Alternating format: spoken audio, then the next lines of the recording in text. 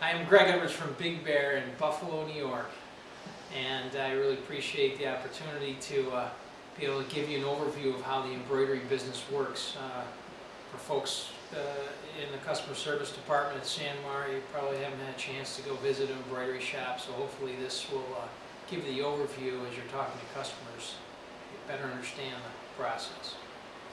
First thing we do is we get an order from our customers, and what I'm going to do is give you an overview of the steps involved, and then we'll actually go out in the shop and see it happen. So the first thing is our customers, the promotional product distributors, send us an order just like they do Sanmar, and we then key that order in and send them an order acknowledgement to let them know we got their order.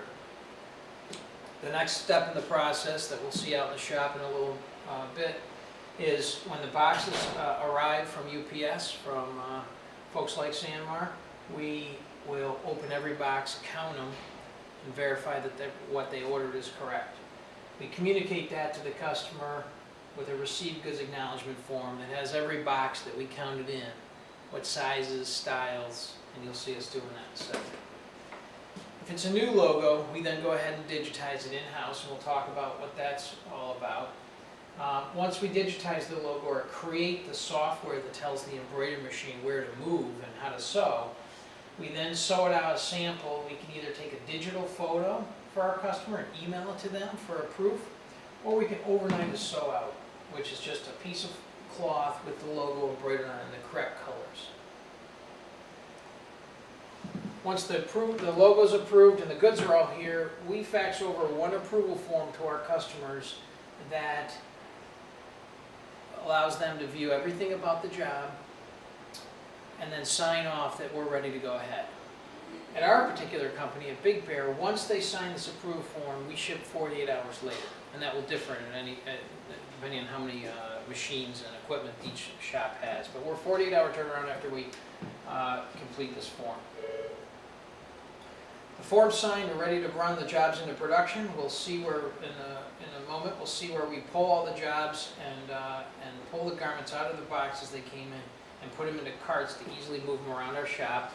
We then sew them on one of our multi-head sewing machines, which I'll explain the difference between a multi-head and a single head when we get out in the shop. We then trim the backs, trim the fronts. We steam each garment, and you'll see why. You'll see hoop marks and how we steam out the hoop marks. And then we put a size sticker on every shirt so that it's easily recognizable from a distance of what the size of that particular garment is. We then use folding equipment to fold the shirts. We polybag them and it heat seals them shut. We put a label on it that shows what's in that particular box. And then we have a shipping acknowledgement that we send to our customers that lets them know the sizes and the costs and tracking numbers for each box that we send out. Then, of course, we invoice them, and we also keep track of all the logos we've done for each customer, and so that's called our design database system. So now we'll head over to receiving and see where the process starts and learn about the embroidery business. We bring the product in from UPS or FedEx, comes in every day from our loading docks. We bring it into the receiving area on pallets, on pallet jacks, and then we put it on the roller. And this way we can easily open up each box and verify what's inside. So we recount what's in it. So come on down here, I'll show you how this works. Bill, how are you? Alright. So here we're, we've opened up a box. These jackets came in from a manufacturer, and it has all the information on the packing list. We count every garment in the box, make sure that the color and the size and the styles, we record all that. We do that for every single box that comes in. We get about 150 boxes a day. And then we go over to the computer system and we key all that information in for each box. This prints out a label that we then affix to the box so we can keep track of that particular box. Here's an example of a label over here on this box I'll show you. You can see that this box came in on March 15th on Monday. It came from Goldman Associates, and it tells the color, the label, the type of garment. This particular box has 24 medium, and it has a unique box number that's assigned to that. That way we can assign that particular box to the job. This is the very important part of the process. If we don't check the right goods in for the right customer, for the right job, and then we sew them, this is where you can get into major problems. So we need to make sure that they're correct from the manufacturer or wholesaler like the Sanmar or others. And two, we have to make sure that it's the right goods for the right job. And by having a numeric system and being able to label these correctly, that's all we've been able to accomplish that. Digitizing starts with artwork that our customers either email us or send us. So the promotional product distributor sends the artwork.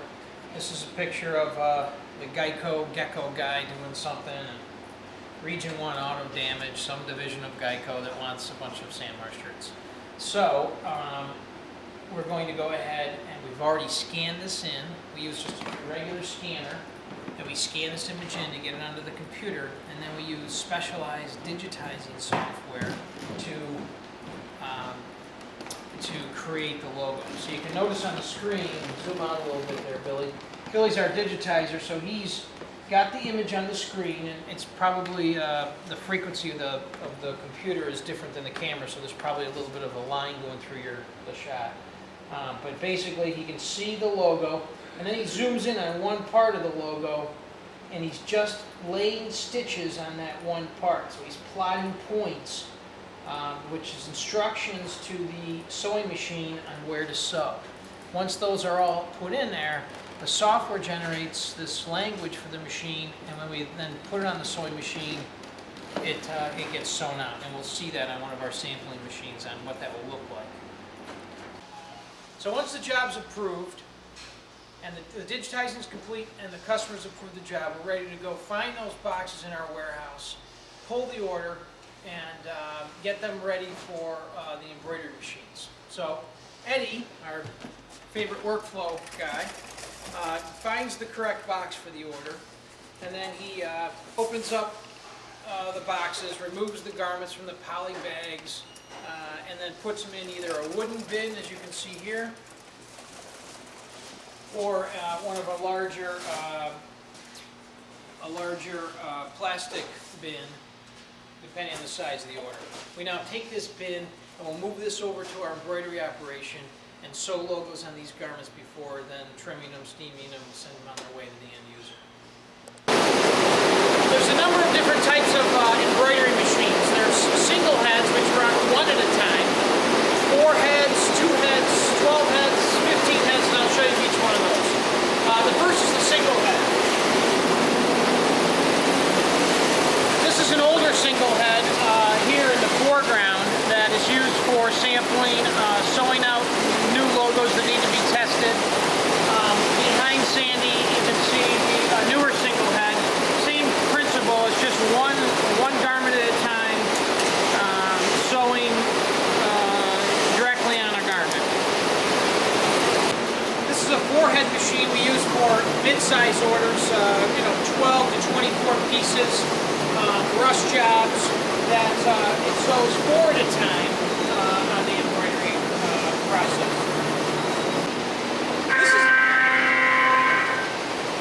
This is a 12-head machine. There are 12 sewing heads all hooked together that sew 12 garments at the same time. They have 15 heads, which I'll show you, and then you can go up to 18 and 20 heads, but this is a 12-head. The interesting thing you'll notice is that you would think, I used to think that the needle moves around on the shirt in the embroidery process, but actually the needle doesn't move, the hoop moves, the actual shirt moves. So you can see this shirt moving, and that's what creates the logo. The needle just keeps going up and down, and the software we saw in digitizing was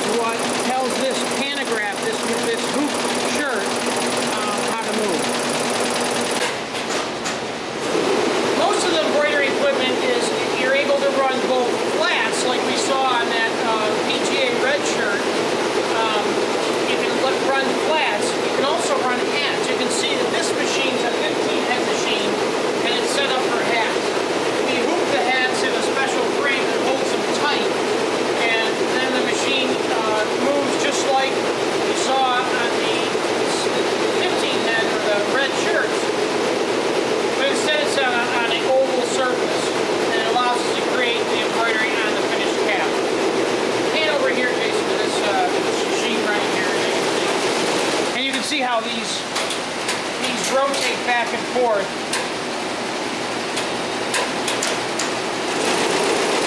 To create the logo.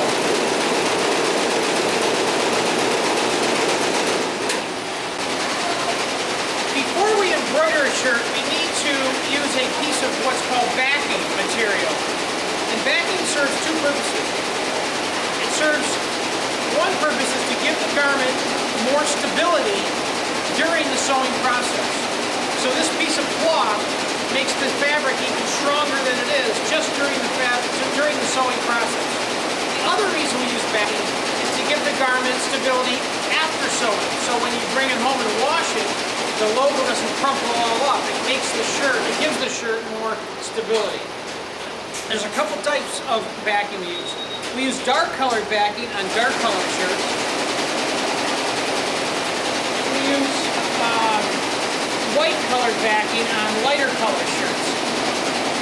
There's also a new kind of backing that not all embroiderers use, but if you've ever seen someone wear a white shirt and you can see their embroidered logo, and behind it you can see this white piece of material, well, if the embroiderer used this translucent kind of material, it actually doesn't shine through a white shirt against your skin like this bright white one does. So when you have this translucent behind here, it looks more like skin tone, and you can't notice that backing material on the back of the garment. Once the garment's embroidered on the embroidery machine, we need to trim it and get it ready for shipping. So the first thing we do on a garment once it's embroidered is we need to remove the excess backing on the garment. You just use regular seamstress scissors, and we cut the backing from around the logo. If the trimmer's not careful, they can actually cut the garment, and you might hear about some damages that happen at embroidery shops because they cut the garment. Well, it's probably during this process. The trimmers are way better at this than I am. Shouldn't take that long. So we've trimmed the back, and you can notice we use dark color so it's not so obvious, but you trim it around as close as you can without getting too close to the embroidery.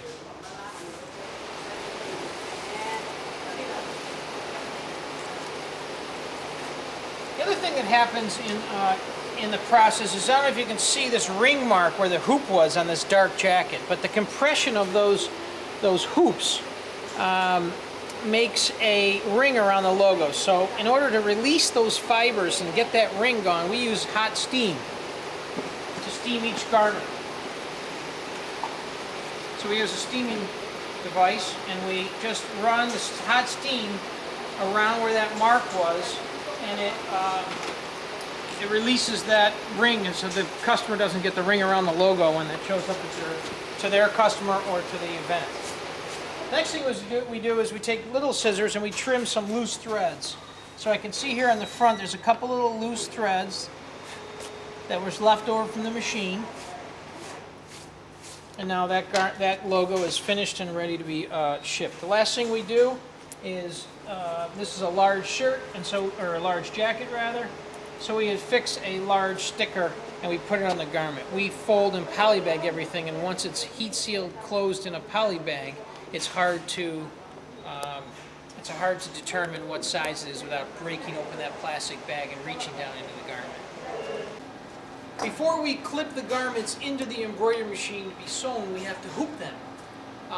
So the process of hooping is taking a garment and using this two-piece hoop. This goes behind the garment and this goes on the front of the garment to hold that fabric tight while the embroidery machine's doing its work. So she places the hoop in behind the garment. She uses, this particular lady's Port Authority, she's decided to use two pieces of backing to give it even more stability than one would give it. And then she lines it up to make sure that that hoop is straight, because therefore the logo will be straight.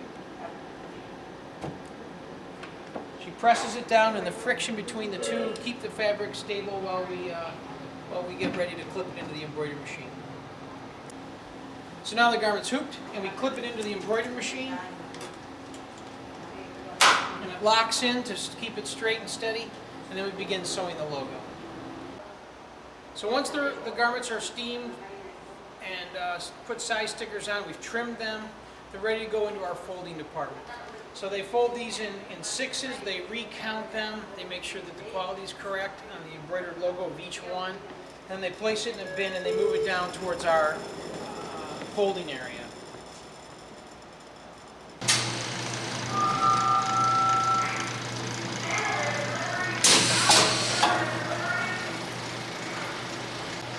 Depending on the size of the shop, they either fold shirts by hand or with automatic equipment. We happen to use automatic equipment. The way these folding machines work is we lay the garment on the device, on the equipment, and it automatically folds it into a perfect fold.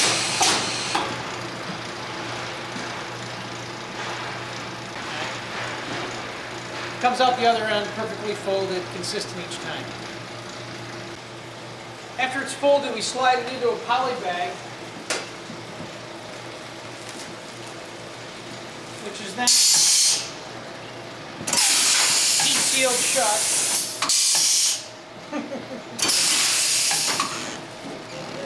It got fucked up. Once it's been folded, we then slide it into a poly bag and use this automatic heat sealing device that heat seals it and sends it on its way.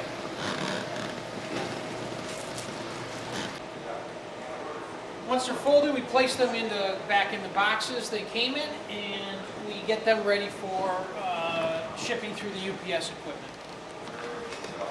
We label each box so that the end user knows what's inside this particular box. So this box 54412 has red polos in it, and there's 36 extra large.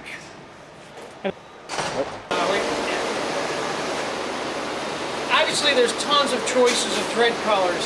Here's an example of a thread chart we give our customers, the promotional product distributors, on all the choices of threads that are available.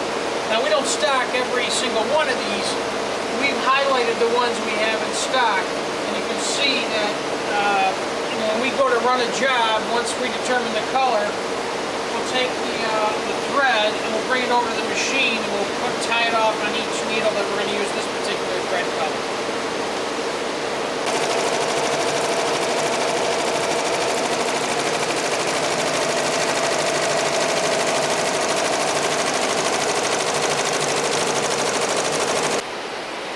Once the label's put on, we then put a UPS label on to send it out the door via UPS.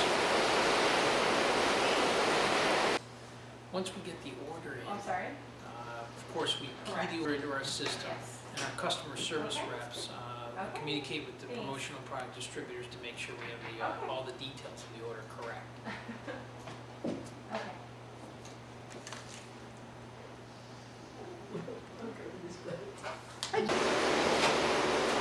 Embroidery threads come in two forms, rayon and polyester. Most shops use rayon. We use a 100% rayon. Polyester is good for industrial uniforms that may be washed with very strong chemicals like chef's outfits. But most embroiderers in the U.S. for promotional product distributors use rayon. We happen to use Robus and Anton thread. There's Madeira is a thread company, a very popular one. Robus and Anton is very popular. Some people use Isocore, and then there's like 20 other ones that people use that I've never even heard of.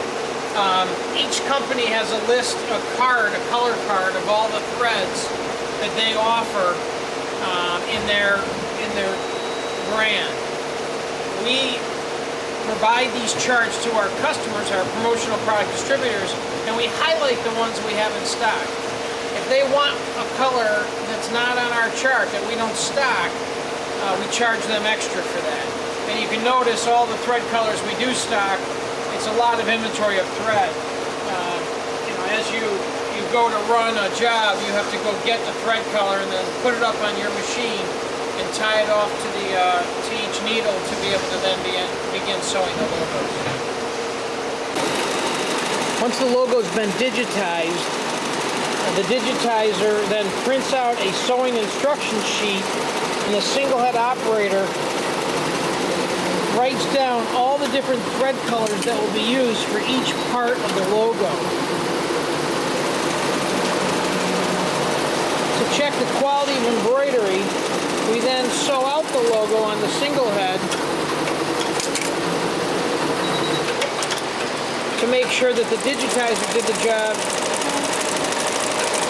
that best reflects the artwork. 80% of the quality of embroidery comes from this software that tells the machine where to sew. So it's very important. The digitizing process requires an experienced digitizer to get the image to represent what the client ordered.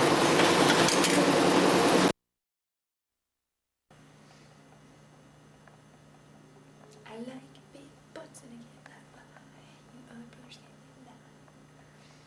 When a girl walks in with itty bitty waist around in your face, you get sprung.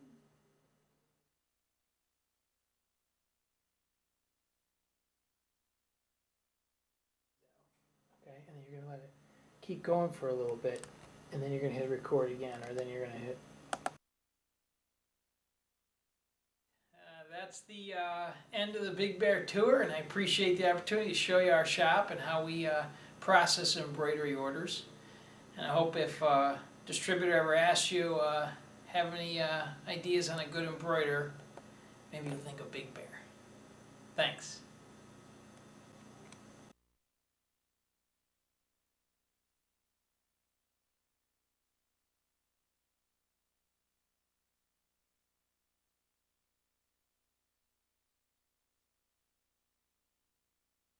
What they do on TV, they go 5, Time, 4. time.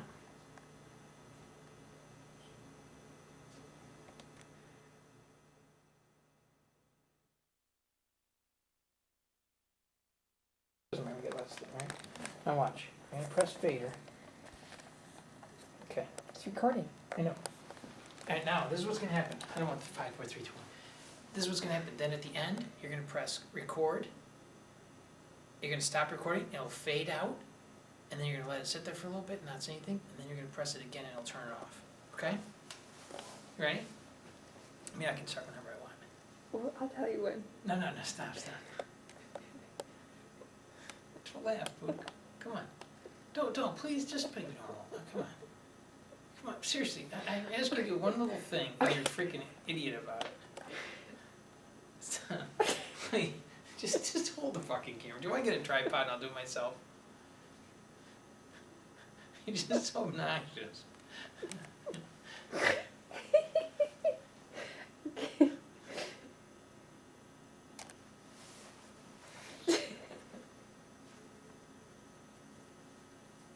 Please stop. Please, just be. Shush up. It's all I you. just want to get this over with, and you're so gay. It's all you, Big Bear.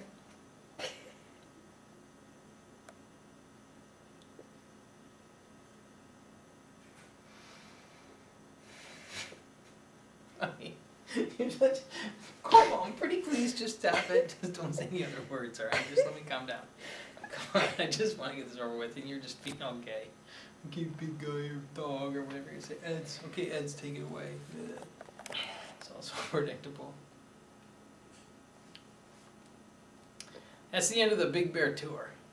Thanks for allowing me to show you around our shop. And hopefully if a promotional product distributor ever asks you if you know of a good embroiderer, you'll say Big Bear in Buffalo.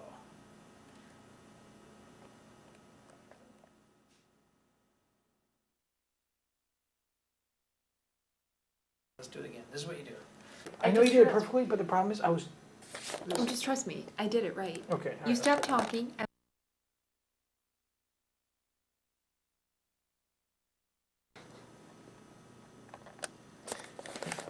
Are you trying not to look like a fag up there?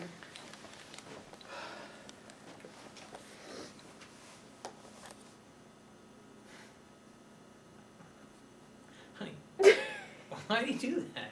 When I ask you so nicely.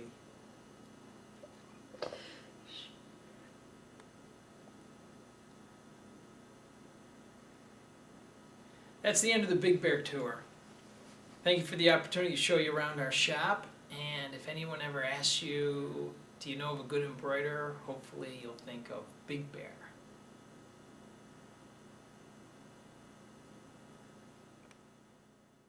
I waited too long because I thought you were saying. Okay, press elevator button.